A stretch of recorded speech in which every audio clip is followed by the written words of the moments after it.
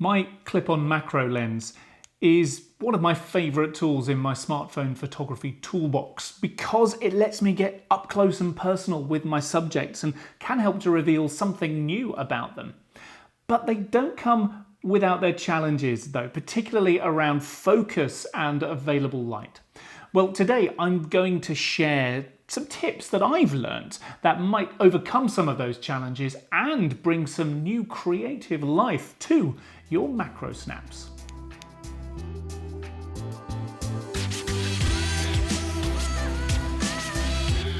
I've picked up one or two bits and bobs from the garden, a rose petal and a horse chestnut tree leaf, and a couple of biscuits from the biscuit tin as subjects for this. So let me just show you, I guess, what the challenges are or what you get without too much effort.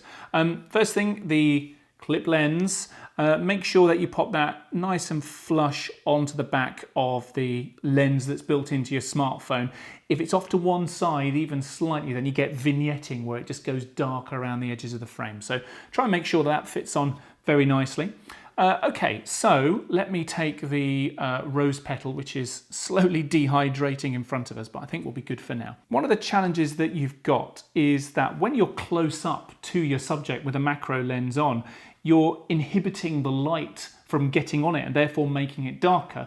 And that means that your phone, your camera, is having to work a lot harder. It might be introducing noise, and it's not always the most flattering of shots. I guess some of the shadows are adding a bit of mood to it, but it's not very illuminating. So let's get this leaf and see what we get from that.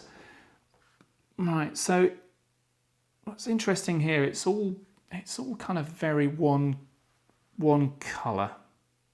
I mean, there's some lighter yellow veins in there, but there's not a lot that's really very interesting. You still need to tap and check focus a lot with your macro lens. And if you haven't used a macro lens before, one of the benefits, well, the main benefit, is it lets you get really close to your subject.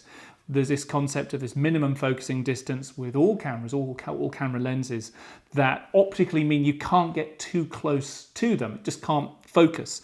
A macro lens changes the optics around so you can get really close. You can't take pictures from far away, but you can get nice and close in with one of these lenses. So yeah, it's dark and not especially inspiring. So what are we going to do about that? I've got a beaker. This is just a measuring jug for a glass one, and I'm going to turn it upside down. One final thing that's really going to elevate the shot, a bit of light. Now, these light cubes, there are lots of different makes of them. I think that they are great, and like the macro lens, this is one of the most important things that I carry around with me when I'm taking pictures, just to control the light a little bit more. So I'm just going to turn it on and pop that underneath the glass, and wow, look what starts to happen.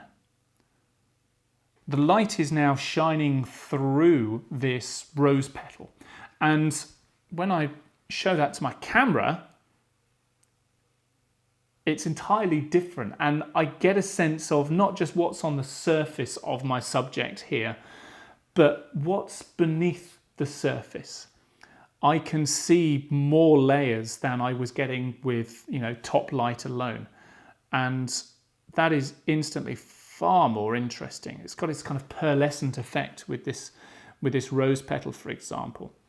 And again, just have a play around with whether you're top down or coming off at an angle. That's nice, but what I'm really excited to see is this green leaf. Let's take a look. Oh, wow. Okay. So I was saying before this leaf was quite dark green and pretty monotone.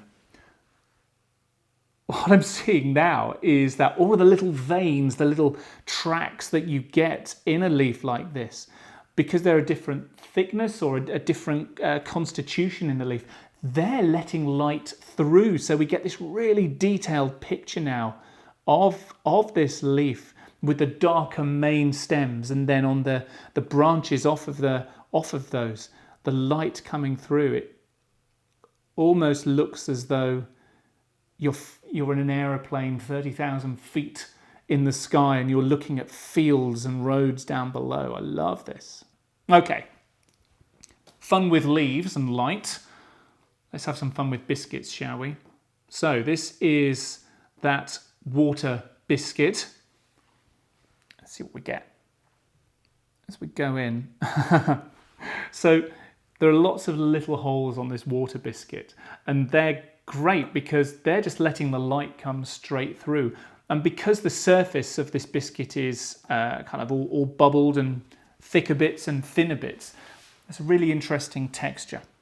Challenge is trying to get that on the camera because top down from here, I can't see all of the biscuit. It's all out of focus. I need to get close in with a macro lens. Just by angling a little bit, see if I can get the word water at least in the shot. Okay, so hold you nice and tight. Lovely. Lots of fun with biscuits, but grab whatever you can from the kitchen, from the garden, and just put it onto a little stage like this. Grab your macro lens and use the backlight to learn a bit more, not only about what's on the surface, but what's in the middle of your subject.